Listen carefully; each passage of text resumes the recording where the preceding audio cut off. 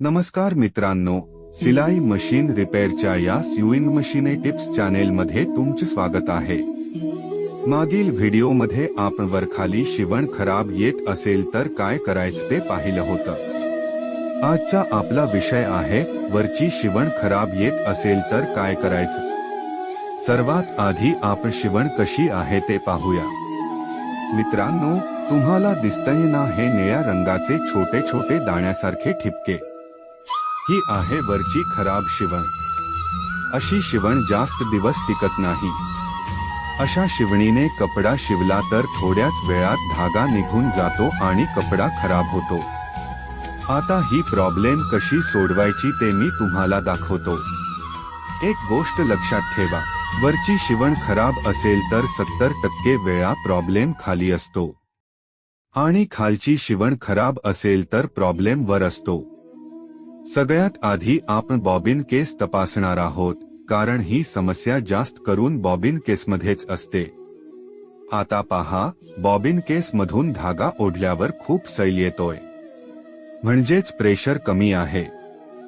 यासाठी एक छोटा स्क्रू ड्रायव्हर घ्या आणि हा छोटासा स्क्रू थोडा थोडा टाईट करा। टाईट केल्यानंतर पुन्हा धागा ओढून तपासा। जर तरीही धागा सैल येत असेल तर याचा अर्थ पट्टी खाली कचरा अडकलेला असू शकतो। आता स्क्रू हळूच काढा। स्क्रू फारच लहान असतो, म्हणून खाली पांढरा कागद ठेवा।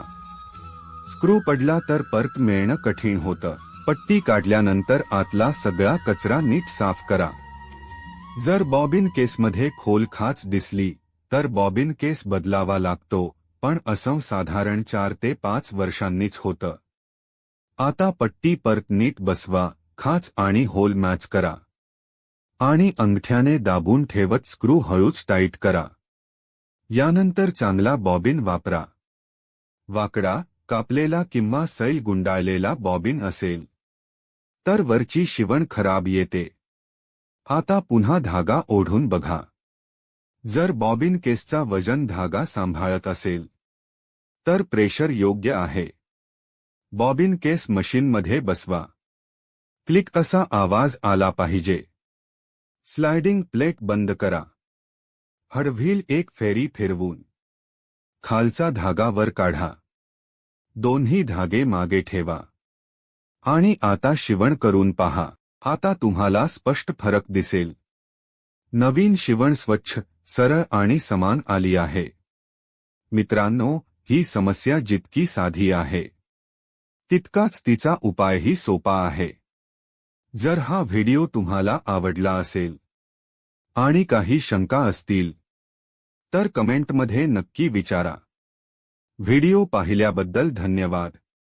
अशाच उपयुक्त माहितीसाठी चॅनेलला सबस्क्राईब करायला विसरू नका।